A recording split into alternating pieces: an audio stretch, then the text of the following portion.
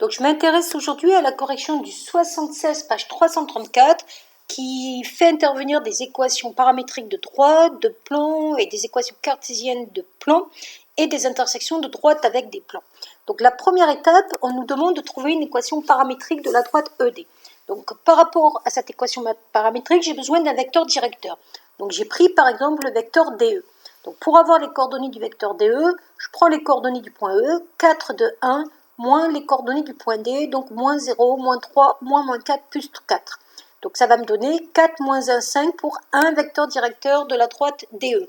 À partir de là, je peux utiliser la formule des équations paramétriques d'une droite en disant qu'un point appartient à la droite si x écrit sous la forme xe plus 4 fois t, y égale ye moins 1 fois t, z égale ze plus 5 fois t. Donc j'ai pris en gros un point de la droite, ici le point E, puis le vecteur directeur, je vais multiplier par le paramètre.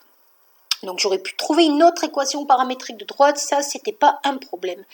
À partir de là, on me demande de vérifier que l'équation qu'on me donne est bien une équation cartésienne du plan P. Alors la méthode la plus facile, c'est de dire que en prenant x, y, z dans l'équation paramétrique du plan P, je vous rappelle, dans l'équation paramétrique du plan B, il y a deux paramètres t et t', parce que ce plan P est déterminé par deux vecteurs directeurs non colinéaires. Donc le plus simple, c'est de prendre cette équation paramétrique du plan et de remplacer les coordonnées de cette équation paramétrique dans l'équation cartésienne qu'on me propose. Donc, dans 2x plus y plus z plus 1, je remplace les coordonnées x, y, z de l'équation paramétrique du plan. Il s'avère que je tombe bien sur 0, CQFD, j'ai bien prouvé que cette équation cartésienne correspondait au plan qu'on me donnait. Alors pourquoi on vous demande de trouver cette équation cartésienne, en tout cas de prouver qu'elle est bonne? Parce que grâce à cette équation cartésienne, je vais pouvoir trouver un vecteur directeur. Donc ce vecteur directeur, il va avoir pour coordonnées les coefficients qu'il y a devant x, y, z, donc 2, 1, 1. Et je vais vérifier à partir de là que quand je prends ce vecteur directeur, et quand je prends la droite avec un vecteur directeur de la droite, donc je rectifie au passage, automatiquement, ces deux vecteurs ne vont pas être orthogonaux. Parce que si ces deux vecteurs ne sont pas orthogonaux, ça voudra dire que la droite n'est pas parallèle au plan. Et si elle n'est pas parallèle au plan, c'est qu'elle est séquente au plan. Alors comment on vérifie que ces vecteurs ne sont pas orthogonaux dans un repère orthonormé?